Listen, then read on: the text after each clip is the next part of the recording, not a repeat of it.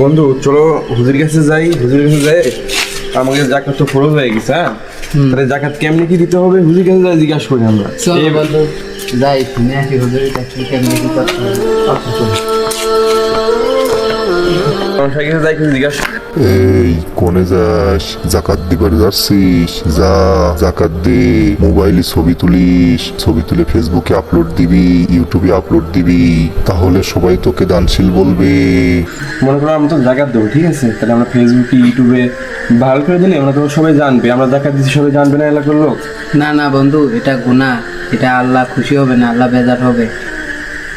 না না, তোর বন্ধুদেরকে বলে ওটাই ঠিক, তুই ফেসবুকে ভাইরাল হবি, তুই ফেসবুকে ভাইরাল হবি, বুঝছিস?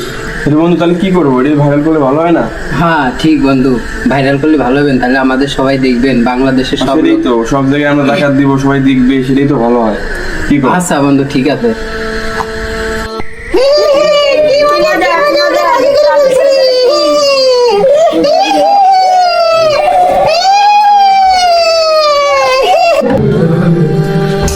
আসসালামু আলাইকুম হুজুর।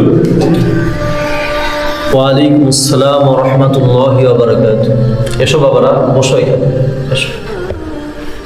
হুজুর আপনি কেমন আছেন? আলহামদুলিল্লাহ, তোমরা কেমন আছো? এই তো আলহামদুলিল্লাহ ভালো আছি। কি অবস্থা তোমাদের, কি বলতে চাও? হুজুর কিছু জিজ্ঞাসা করতে চাইছিলাম, সামনে তো জাকাত দিতে হবে, কেমনি কি এ ব্যাপারে কিছু বলতে চাইছিলাম আপনার।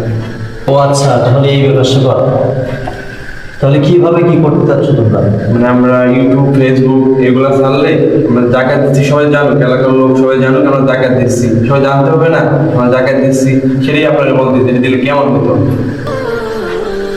ও, কিন্তু এই যে জাকাত দিয়ে ফেসবুকে আপলোড দেয়া, এরপরে ইউটিউবে আপলোড দেয়া, এগুলো দিলে আসলে আমাদের লাভ কি? মানুষজন জানবে যে আমি একজন ধনী, আমি জাকাত দেই, তাহলে এটা তো লোক দেখানো হয়ে গেল। কিন্তু কোনো ইবাদত যদি লোক দেখানো হয়, তাহলে ওই ইবাদত আল্লাহর কাছে কবুল হয় না, বুঝতে পারছো? না হুজুর আপনাদের ভুল, সবাই জানবেন আমরা জাকাত দিচ্ছি, সবাই জানুক, এলাকার লোক জানুক আমরা জাকাত দিচ্ছি, দুই বন্ধু মিলে সবাই জানবে না? বুঝতে পারছি, তোমাদের শয়তানি করছে। আউযু বিল্লাহি মিনাশ শাইতানির রাজীম, বিসমিল্লাহির রহমানির রহিম। এত সময় তোমাদের শয়তানে ধরছিল, শয়তানের কথা অনুযায়ী তোমরা এই কথাগুলো বলছো। আসলে এইটাও একটা শয়তানের ধোঁকা।